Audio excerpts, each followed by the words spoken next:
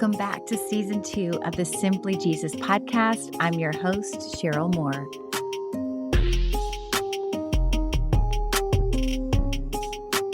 Welcome to the new season of the Simply Jesus podcast. So I want to introduce my first guest, which is Marlee McFarland. Welcome. She's a local youth pastor. You're so good with the teens, and I really appreciate the way that you listen to the Lord in your ministry.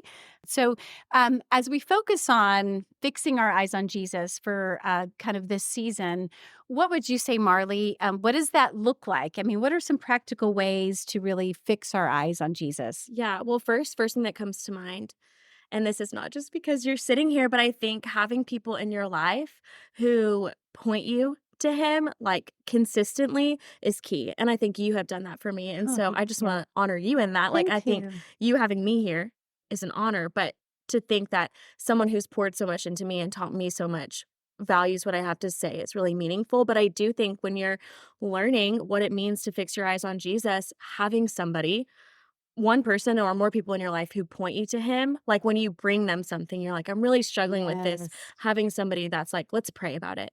Let's read the word changes everything, because we all have people in our life who you vent to and then they like pile it on, and that doesn't Yes. really help. And so I think having somebody in your life who points you to the Lord is like a really good practical step to take. Right.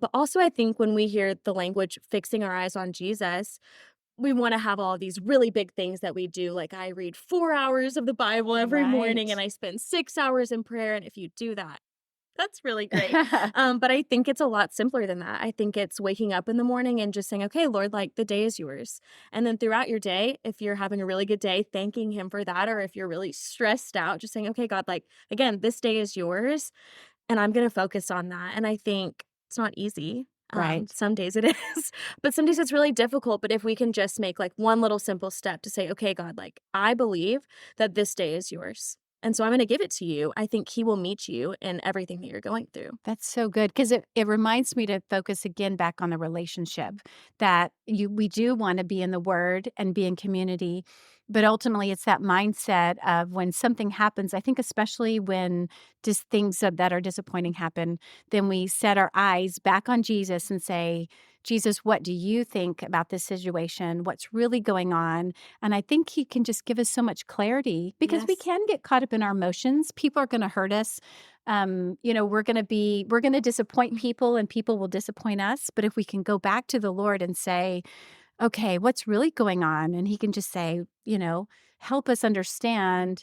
And I think that probably moves easily into having our identity in Jesus. Yeah. What does that really look like? And it's asking him when things go wrong Yeah. to be able to say, I thought I was going to get invited to that party and I didn't, right? We're feeling insecure and we get to look at Jesus and say, you know, I don't know, just ask him the questions about that and let him say, Cheryl, that doesn't define who you are. You're not different because you didn't get invited. It doesn't make you, less who you are, doesn't less lovable or whatever it Yes. is. Yeah, well, I also think, like, in those situations, obviously there's, like, hurt there when we're not invited somewhere, that's obvious. But in the times in our life where it's not obvious why we're feeling something, he wants to tell you, and he Yes. does. And so many times I've been frustrated about something, and then I'm like, "Why am I frustrated?" And if I don't pray about it, then I'm still confused. And if I just stop and I say, "Okay, God, like, why did that hurt me so bad?" Honestly, like, things come up, and maybe it's Yeah. recent or from the past, but he's, like, revealing to me wounds or Yeah. things that I believe about myself that are not true and are making the situation worse. And so I think it's, like, recentering to say, "Okay, God, like, what is going on? Right.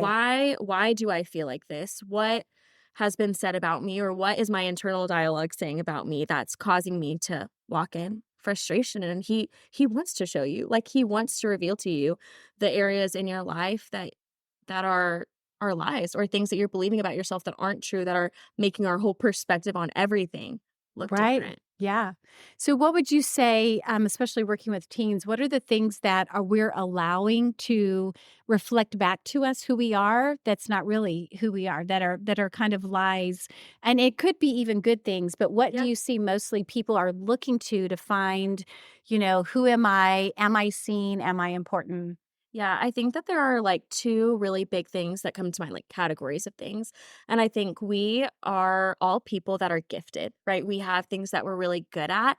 And I think that's one big way that we allow those things to reflect our identity. So, for example, like Okay. maybe you are the best soccer player on your team. Well, then you're believing like who I am as a soccer player. So, if I get hurt, Right. everything derails because your identity is in that you're a soccer player. Or for me, like a youth pastor, right? Like if I am thinking that my identity is youth pastor, well, then anytime that I'm not being a youth pastor, I'm like lost. I don't know what to do Right. because I'm forgetting that that's Right. actually not who I am. Right. And so I think like we're all good at things and we all have things that we love to do and we're allowing that to reflect in our life. So whatever it is for you, maybe it's being a mom or being a dad, or maybe it's your job, you're really good at your job, like we let that reflect us. And then I think the second really big category is people in our life.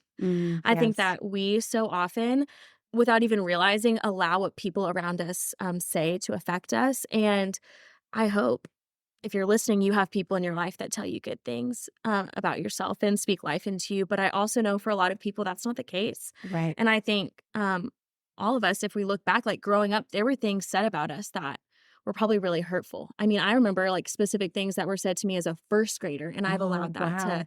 to stick with me, you know. And I think the people around you really matter. I'm not saying like get rid of everybody, but I think that is one really big factor into our identity is things that other people have said about us directly to us or about us that Right. sticks on you. And it makes you Yeah. think like, what am I saying about other people and how is that impacting the way that they see themselves? Yeah, it's almost like we need to take a step back and look at our circle and say, why do I always feel bad when I leave this situation? Maybe Yeah. it's a group of people or maybe it's a one-on-one, but if you're leaving a party or a lunch or a dinner Mhm. and you're feeling worse about yourself, that's probably a good indicator to step back and say, maybe I've given them too much power Yeah. over who I am. And I think that happens a lot in relationships. You know, even good relationships can go bad. But if you start feeling so negative about yourself that you don't measure up or they're always disappointed in you, that's probably, one of those red flags to step back. And it doesn't make these other people necessarily bad, but sometimes we are allowing them to have too much say in our life, allowing them to define who we are as opposed to just really knowing. And I think that's probably is the hardest thing Mhm. is after that, how do we really, really know who we are in Jesus? Do you Yeah. have any? Yeah. Well, I'm also just thinking like something you said just made me like brought Go this to ahead. mind. So I don't know Yes. if it's for anything, but I think like the words that people say about us really impact us. But I also think it's opening the door to either let the Lord speak Um, into it or let the enemy speak into it. And I think honestly, the times in my life where I have lost sight of who I am as a child of God, it's because I've allowed what the world says or what I say to be an open door to the enemy to just get in there and just like, like really get in there and convince me that that is who I am, that I can't measure up, I can't do anything right. And like that is the opposite of what the Lord says. And so if we can shut the door spiritually to what the enemy wants to do and just say, okay, God, like, I believe what you say about me is true and find that and seek that, like, he will speak louder than what the enemy does. And I that's think good. that just came to mind this, like, yes, like physical people in our life say things about us. We say things about us that are not helpful and about our identity. But I think it opens the door for the enemy to move in really big ways. Which then just stirs the pot more. And like, if we don't shut the door to that, if we don't recognize what's going on there, then it's really hard for the Lord to move. Not that he can't, but we're Right. allowing Yeah. our thoughts and everything to hold space where he wants to. Yeah, that's So good. that just I came to It mind. Yeah. reminds me of a time I had put on a bunch of weight and I remember, wanting like leaving the house and feeling so insecure. And I'm probably meeting with people that already love me, but I was just feeling insecure. And finally the Lord's like, Cheryl, are you like a different person just because you've gained some weight? I'm like, well, no. It's like, okay, then why are you allowing that to make you feel so insecure? Like you are still the same person inside. Yeah. And really, if I go into that situation feeling insecure, the people around me are going to reflect that. They're going to be like, what's going on with you? Right. But if I can just say, okay, things happen and we all change, right? Our identity can't be in our appearance. And if you can just walk into that and say, I'm still the same Yeah. Cheryl, whether whoever that is, that doesn't change things. I think that makes, but it is, like you Yes. said, it's a mental game or, intentionality that you have to say, okay, it doesn't matter. And even if you have to say those things over yourself before you step out, into that situation and just remind yourself who you are. Yeah, that makes me think my mom growing up, like, anytime we would leave to go do anything, she would always say, "Don't forget who you are." Yeah. And I would always be like, "I'm Marley, like, I'm not gonna forget who I am," but I kept, like, thinking, like, she's saying, like, "Don't forget whose you are." Like, Oh, you are the yes. Lord's, and so when you walk out of the house, like, don't forget, like, you belong to Him, and that's what matters, and I think I did not live like that.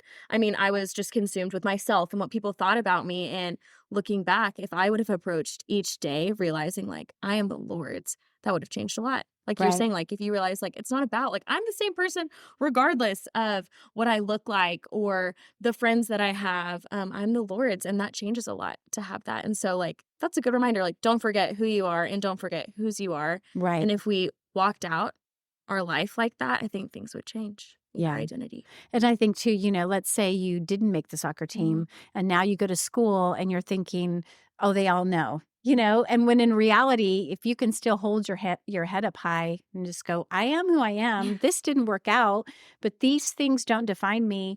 Like you said, there's so many good things that will happen that we don't want to define us. And then there's going to be other, bad things. And we have to stay focused on, um, really who the Lord says we are and whose we are, that He loves us so dearly. Yeah, that's good. Do you have any last words for our listeners of either practical steps they can do, just to kind of make sure that they truly know who they are as they try to walk out and not let other people define them? Yeah, I think I do an activity a lot with the youth. And I've done it like multiple times, like with myself too, and like in college. And I think like our name is important, like that defines you, like your name. Oh, And so if we yes. think of the word said about us as a name, so like wherever you are, wherever you're listening, I think it's important to like right now, if you have space or later, write down, like, the names that you have given yourself or that other people have Ooh. given you. So for me, like, silly things, like, when I was in middle school, somebody called me dead puppy because of Marley and me, like, just things Oh, like that, which that doesn't hold that much weight, but, like, thinking of all of the names that people have said, and maybe it's athlete or maybe it's, you're not good enough. Whatever those names are, think about them and write them down. And once you write them down, then holding space to ask the Lord, like, "What do you think about wow. me?" And the times that I have done that and other people have done that, like, he gives direct response to that. When Wow. you feel like, "I'm unlovable," he's like, "No, you're lovable." And when you think, "All I am is an athlete," he's like, "No, no, you're, like, so much more than that. You're chosen, and you're worthy, and you're loved, and you're forgiven." And I think if we can hold space to do that, like, that is an activity I would want everybody to do, every listener to Mhm. do, because there are a lot of things that you may not even realize that you're placing your identity in, and the Lord wants to say, like, those things are not true. I call you something different. Even your name, like that doesn't even matter. Like he goes above and beyond that. And I think he wants to reveal that to us and he will. And so that would be something I think everybody should do, whether you're listening right now and you have time to do that, or tonight or tomorrow morning, like whatever it looks like. I think giving space to ask the Lord, what do you believe about yourself that's not true? And then asking him, what does he think about you? Because I guarantee it's different. Yeah. Yeah, I almost can see myself like putting all these names down on a paper. And as I talk to the Lord, I kind of mark them Mhm. off. It's like, well, you're unlovable. And you mark that off. You're like, nope, that's not for me. Mhm. And just listing all of those things down. And then it's like the truth over them, and then you look down at your sheet and see what's left of who God said you are. Yeah. But there's something I think, like you said, about writing it, making a conscious decision to close the door to any kind of power that it Mhm. has over you, is just going to bring you so much freedom. Yes, Yeah. so much. Like, I'm even thinking, like, a big thing for a lot of people is fear, right? We're so fearful, but I think if you ask the Lord, he would say, like, "No, you're brave because he's in you." And how fulfilling is that and free to walk out knowing, "No, I'm brave because the Lord makes me brave. I didn't have to be on my own, and this fear that's so big is real." But he's like, "No, you're brave because I'm with you." And I think he wants to, like, completely right all of the wrong Wow. things that we think about ourselves. And there's a lot in there. I Right. mean, that don't even come immediately to mind, but if you just wait and write them down, I think he will give direct response to those things.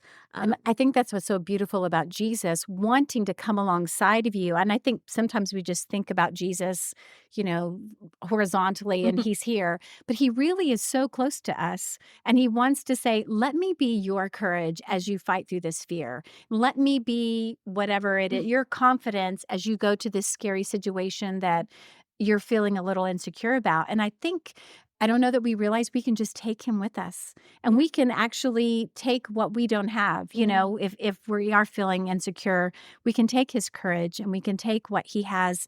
I think in that strength, I just think it's such an amazing tool that the Lord has given us, right? Jesus has walked on this earth, and so he knows how we feel. He knows what it's like to be insecure, for people to betray him, for people to say negative things, and to think that he's coming with us it's so beautiful. It is. And it's like, I want to be defined by what he says about me and what he's saying when he's with me. I want to be defined about what the world says about me. I want to be defined by who he says. And so if I believe that he's with me and in me, then his confidence can be mine, and his strength can be mine, and his love can be mine. And I want that. Yes. I want to walk in that. And so I just think for anybody listening, if you're feeling not great, or not knowing where your identity is, the Lord wants to show you what it is. And he's with you. Where the Spirit of the Lord is, there is freedom, and you can have that today. He can be in you today and right all of those wrongs. And maybe there's years of that, but he wants to change that. And he wants to give you his confidence, and for you to know that it's not about the things that you can do or the things that you do right or wrong. It's about what he's doing. Wow. And that's perfect. Yes. And who wouldn't want that? Right. Yeah. That's a great place to start.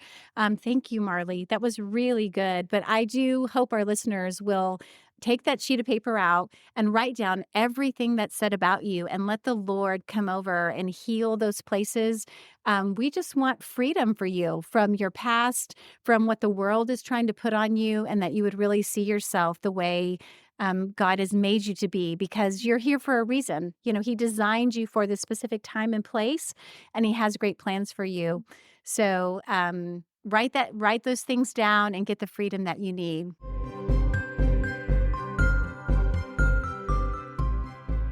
I just love this conversation with Marlee, and I hope that you will spend some time with the Lord working out your true identity.